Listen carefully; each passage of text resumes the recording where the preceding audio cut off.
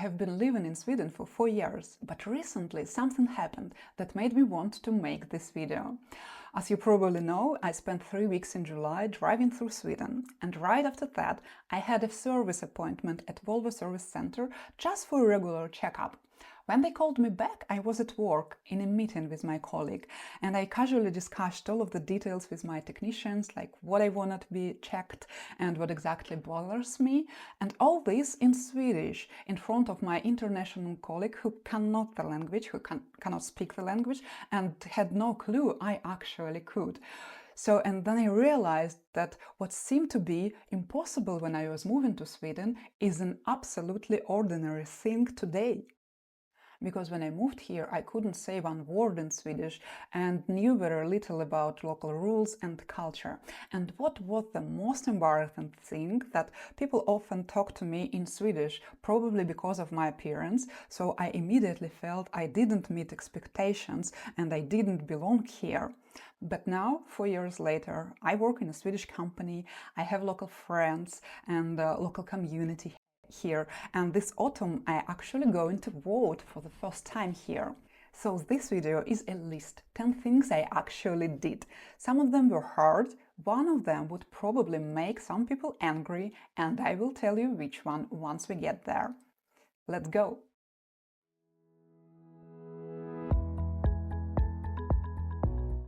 One thing before the list.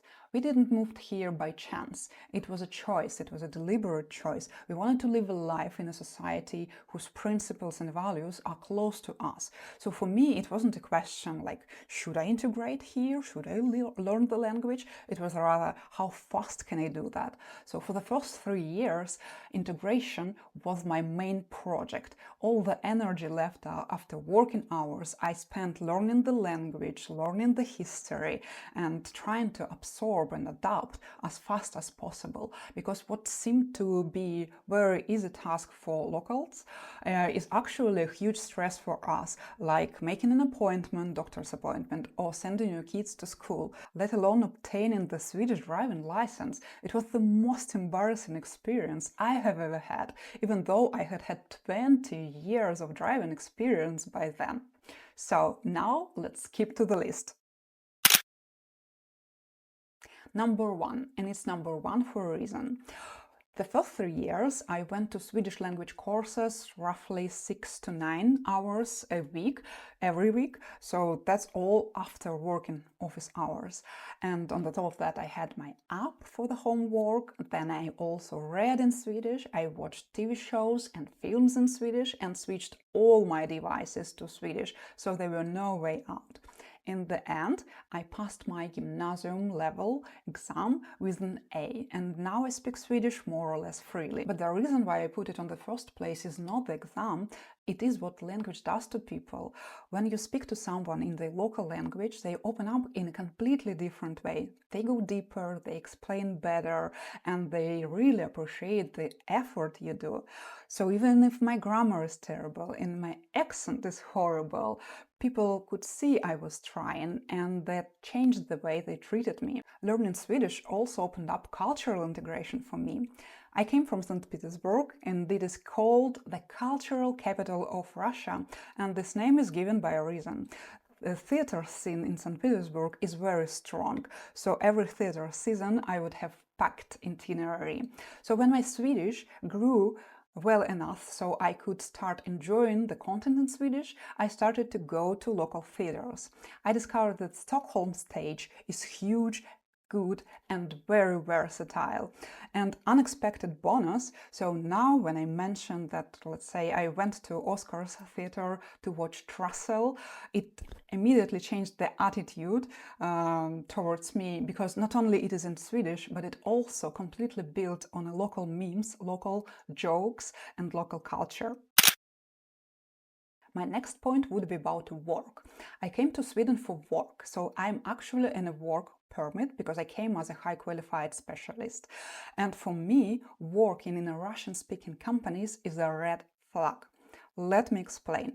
So yes, people from Russia, they build a lot of brilliant IT products, and I acknowledge that, and I'm actually proud of that. But I don't want to be the part of those teams, because 8 hours a day, it's a huge amount, and it's basically 1/3 of your life. I don't want to spend it in a bubble, my native language bubble, because it keeps you kind of extracted from a local culture, and it feels like living in a small Russian-speaking bubble just in the middle of Sweden, which is a bit unnatural.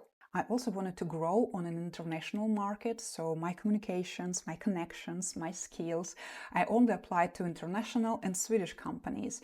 However, the working language always ended up to be English, because in IT there are a lot of internationals, not all of them speak Swedish, so we use English for communication and for documentation. However, there are a lot of local Swedish traditions and rules, like fika with your colleagues, and that is actually the part I enjoy the most, learning local work culture. It took me a while to learn to read between the lines, because local work culture doesn't welcome criticism and blunt feedback, but it works both ways. The way we disagree in Swedish is also an art to learn. And here is the spin-off on a work topic. I know that for many expats it's pretty difficult to make friends in Sweden. Been there, done that. What helped me the most is actually mingling with my colleagues. So like board games, fika, work after works, that kind of things. We are all adults, and it's not that easy to click with new people when you're an adult. And I guess it's not only our expats challenge, but also something that is not that easy for Swedes when they move to new cities. So if you have discovered a way how to make new friends in a new country, please drop a comment. We all need your advice. As I mentioned, for me, what worked the best is mingling and having fun with my colleagues. This one sounds boring, but it's changed a lot for me. I fix my teeth here. I go to local ward central if I have questions. I have never sought for a Russian-speaking doctor, Russian-speaking hairdresser or mechanic. And it has nothing to do with their skills or education. It's just I'm trying to reduce the stress of everyday life, because I want to learn the local system. I want to be sure that in emergency I do understand how things work, and I will get help in any part of the country, regardless of whether they would be Russian-speaking doctor or not.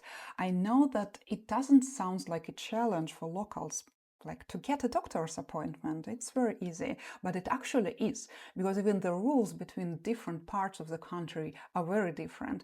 So in some municipalities you have to call. In some of them you actually have an app to make your appointment, and sometimes it's something different. So every commune in Sweden may have their own rules. Unfortunately, in my first years in Sweden, I had also to learn how the veterinary works, and how different cat diseases and different things are named in Swedish, like 5 different ways to say euthanasia without saying euthanasia. When we moved to Sweden, we had 4 cats, and 3 of them were pretty old by then. One of them was even 17.5 years old. She was born in Chicago, so pretty long and interesting life. But unfortunately, I had to help my animals. I had to help my pets in their very last days, together with Swedish veterinarians. And that's also the part of integration. Now, 4 years later, everyday life has stopped to be scary. I can call police if I need. I can call insurance company, book an appointment for my car, for myself. I can go to emergency without being stressed about the language or the process. I know it may sound simple for someone who lived here for a long time, or who was born here, because they had 20 years to learn all of that. But believe me, it is a huge milestone for a foreigner who came here. Some Swedish traditions looked generally strange for me in the beginning, but when you start to follow them year after year, the meanings start to show up. There is a history behind them, the country's history. There is a rhythm of seasons changing each other, and the whole logic of supporting the land you live on. So it opened up the entire world for me, world that allowed me to connect with Swedish history and Swedish traditions. Let's take a tradition everybody knows, which internationals often gets wrong: Fika. We all know that fika is a verb, but also is a noun for a pause, for a short break at the work to go and drink some coffee with sweets. So if a colleague asks you whether you would like to have fika now, it is very wrong to say no, even if you don't want coffee and bun at the moment, because fika is a social act, so it's not about coffee. And basically declining the coffee, you decline in the communication. I often get comments on my Instagram posts about local traditions and celebrations. Unfortunately, not all of them are nice. People accuse me of giving up my roots. But the thing is, it's not the case. Following local traditions doesn't mean giving up or getting rid of your own culture.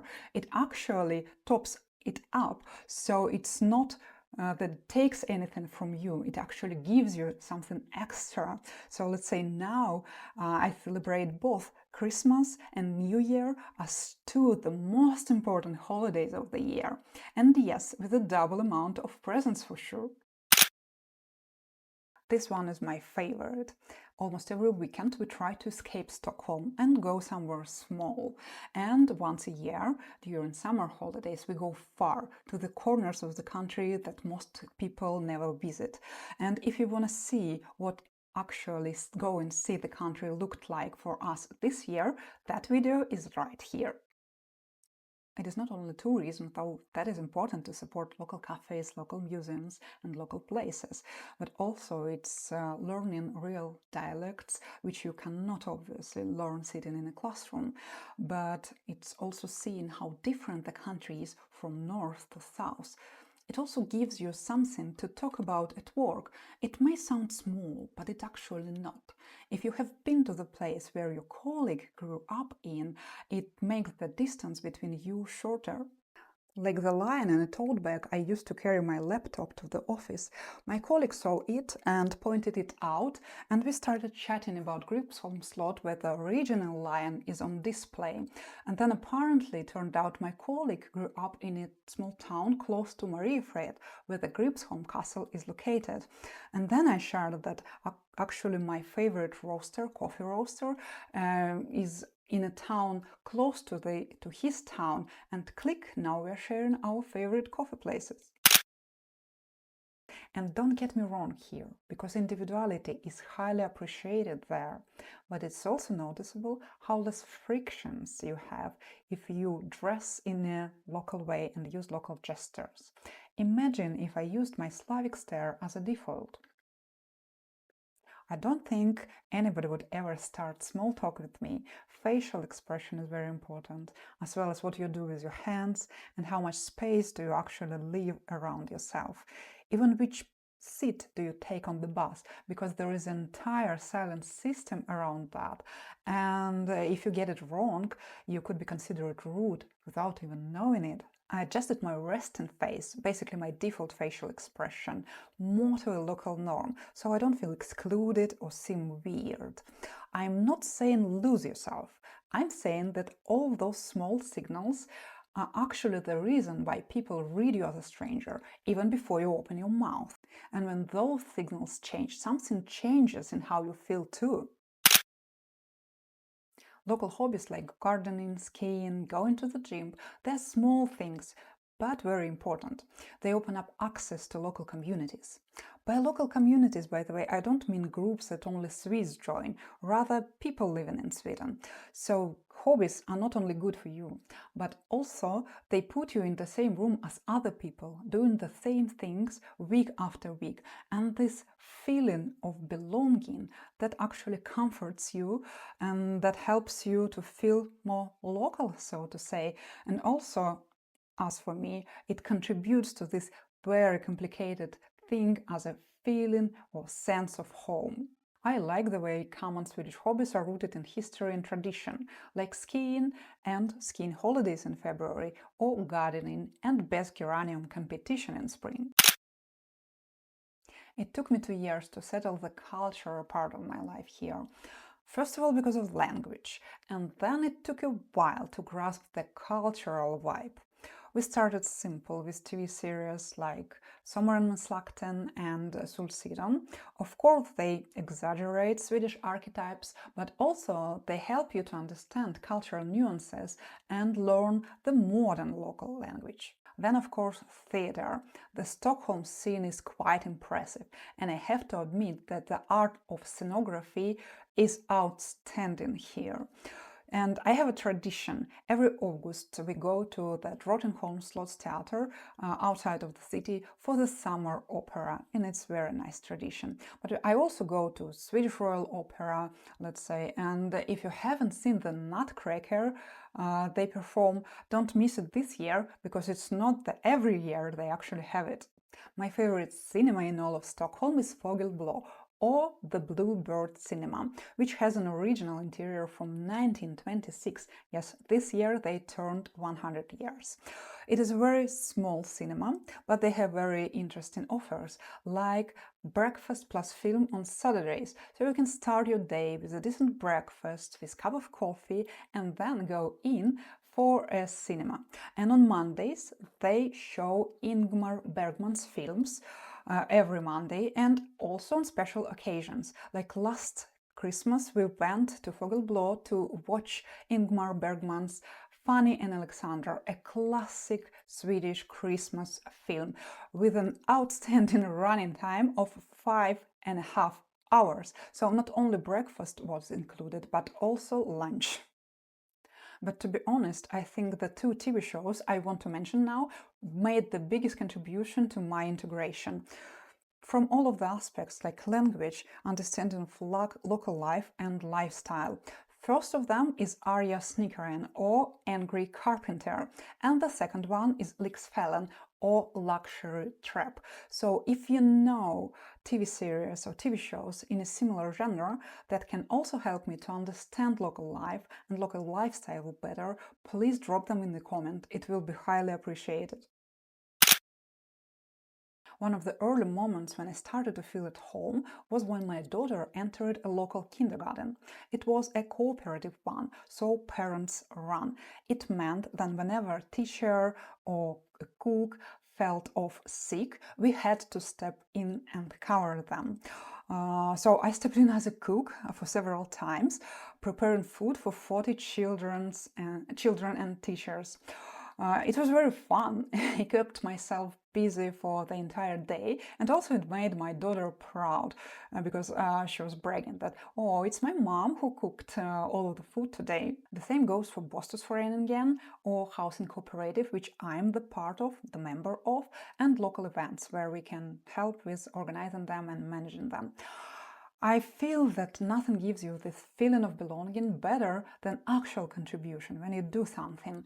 And I also see this YouTube channel as a part of my contribution to the country, because I want to show people from abroad how beautiful and big Sweden is. And I want to share local traditions and local celebrations. I want to show the country to other people so they understand Swedish culture and Swedish history better. This year is a milestone for me, as it will be the first time I will go to local election and vote. Yay! And here is the one I said would make some people angry. Oof. I do not go to Russian-speaking events, and I do not send my children to Russian school. I do not force them to watch Russian movies and cartoons. In other words, I do not build my circle only out of Russian-speaking people. I am simply not interested in connecting with people who speak the same language, and that's the only interest we have, only common one. So in other words, if a Russian-speaking friend wanna go to a local theater, of course I will join with pleasure. But to connect with a stranger only because we share the language? No, it's not the reason. So to make friends, we need to have something in common, like common interests, and language is not enough. And I want to be fair here, because this choice comes with a price. A community built on language gives you real support. You don't need to explain the background, you don't need to explain challenges, so everybody understands it. So when I'm not engaging enough, I'm probably giving up on this support that I could have had. It is a harder version, it is a harder way, but I chose it to be that way. Of course, I have Russian-speaking friends, but we have common interests. We are not connected only solely on a language. So that is the list. 4 years, 10 things, and I still wouldn't say I finished. Because integration is not something you complete. It is something you choose over and over, day after day.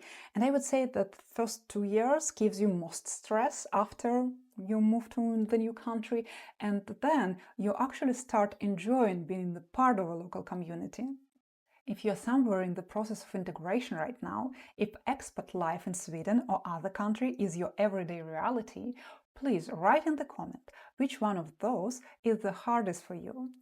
I'm curious about whether it would be the same one for everybody. It was a pleasure to have you here today. See you in the next one.